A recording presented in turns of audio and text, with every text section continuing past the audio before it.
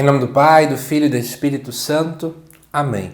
Amados irmãos e irmãs, é com muita alegria que nós estamos aqui para juntos estudar e meditar a primeira leitura que a Igreja nos apresenta para esta sexta-feira da 11ª semana do Tempo Comum.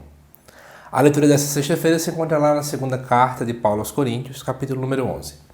Quero fazer um comentário litúrgico importante. No sábado, nós temos a solenidade de São João Batista. Por esse motivo, já na sexta-feira, nós já podemos estar celebrando os textos desse dia. Inclusive, a própria liturgia nos dá como proposta uma missa da vigília, que poderia ser feita na sexta-feira à tarde ou à noite.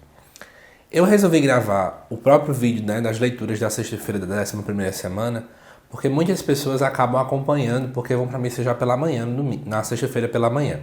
E na sexta-feira de manhã a gente não celebra a solenidade de São João Batista, ok? Mas, como de costume, quando for já no finalzinho da tarde, eu já vou lançar na sexta-feira os textos para o sábado, tudo bem? Mas vamos lá.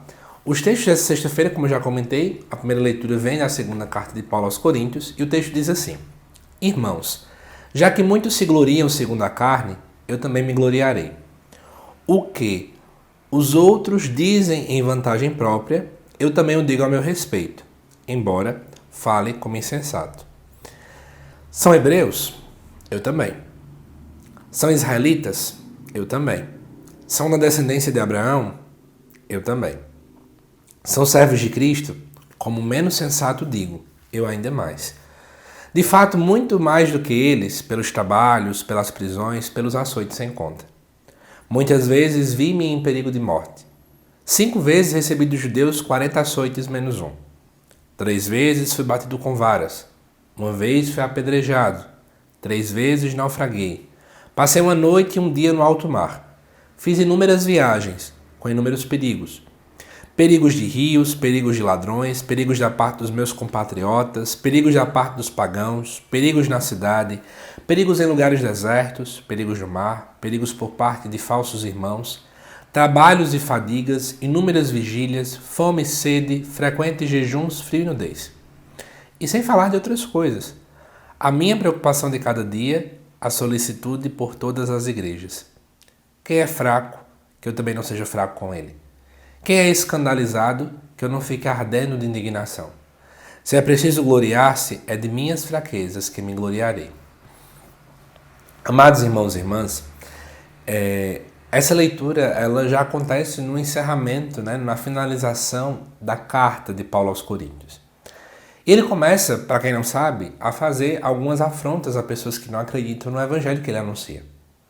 Por esse motivo que ele começa dizendo que vai também se gloriar, depois ele explica que glória é essa, mas ele começa a falar contra os hebreus, por isso que ele fala, dizem que são os hebreus, mas eu também sou.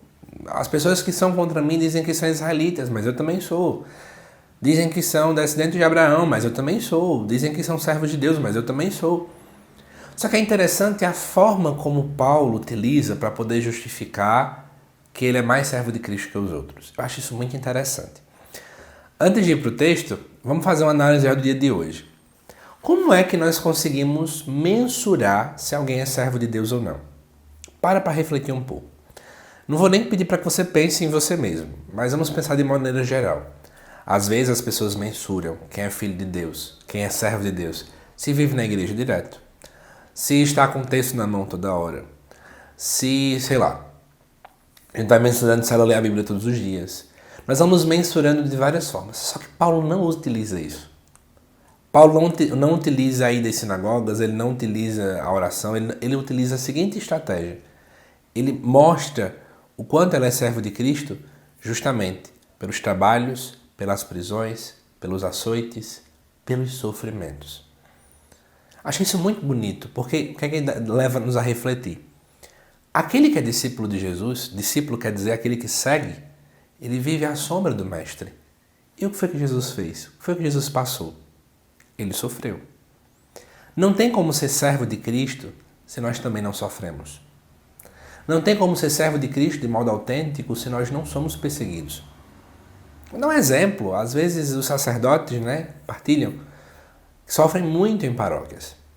Sofrem muito porque as pessoas não os compreendem, falta gente para ajudar a servir. É a cara de um servo de Cristo. Pessoas que estão em pastorais e ficam dizendo, eu me sinto muito solitário, né? Eu sou muito incompreendido. Jesus também não foi compreendido. Não estou querendo dizer com isso, e fique atento, que nós devemos buscar o sofrimento. Não, a gente não quer sofrer. Nós buscamos o Cristo. Mas muitas e muitas vezes, como consequência, também vem nãos, também vem sofrimentos. Eu não posso largar o serviço por causa disso.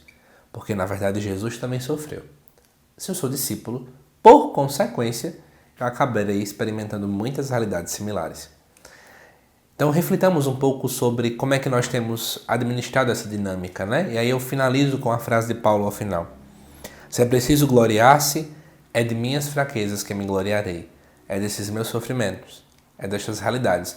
Mas por que é interessante se gloriar das fraquezas? Porque é pelas fraquezas que mais e mais não sou eu mais que apareço, mas é o Cristo. Quanto mais as minhas fraquezas são expostas, mais a glória de Deus aparece. Porque eu sou nada e Ele é que é tudo. Que Deus te abençoe. Eu te aguardo às 7 horas da noite aqui no canal para o estudo do Evangelho também desta sexta. Até já!